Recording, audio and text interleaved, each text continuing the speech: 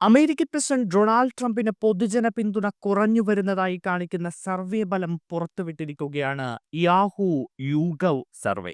Survey പ്രകാരം Donald ട്രംപിന് 40% അമേരിക്കക്കാരും ചരിത്രത്തിലെ ഏറ്റവും മോശം പ്രസിഡന്റായി കണക്കാക്കുന്നു. ട്രംപിനെ അംഗീകരിക്കുന്നവരുടെ എണ്ണം വളരെ താഴ്ന്ന നിലയിലും അദ്ദേഹത്തെ എതിർക്കുന്നവരുടെ എണ്ണം ഏറ്റവും ഉയർന്ന നിലയിലുമാണ് എന്നാണ് സർവേ ഫലം സൂചിപ്പിക്കുന്നത്.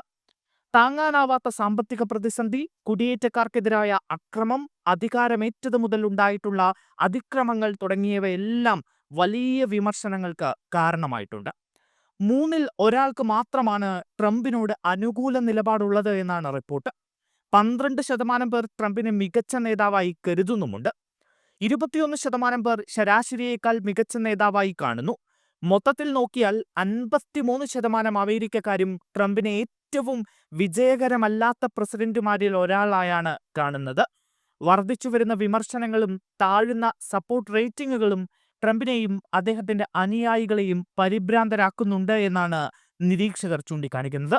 2026 ഇടക്കാല തെരഞ്ഞെടുപ്പിൽ തോൽക്കുമെന്നും കോൺഗ്രസിന്റെ സമ്പൂർണ്ണ നിയന്ത്രണം നഷ്ടപ്പെടുമെന്നും ട്രംപ് അനുയായികൾ ഭയക്കുന്നുണ്ട്.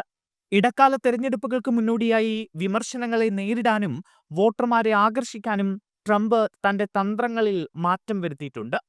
മിനിസോട്ടയിൽ കുടിയേറ്റക്കാർക്കെതിരായ ക്രൂരമായ നടപടികൾ അവസാനിപ്പിച്ചതായും ഡെമോക്രാറ്റിക് നിയന്ത്രിത നഗരങ്ങളിൽ നിന്ന് നാഷണൽ ഗാർഡ്സിനെ പിൻവലിച്ചതായും ട്രംപ് ഭരണകൂടം അറിയിച്ചിരുന്നു.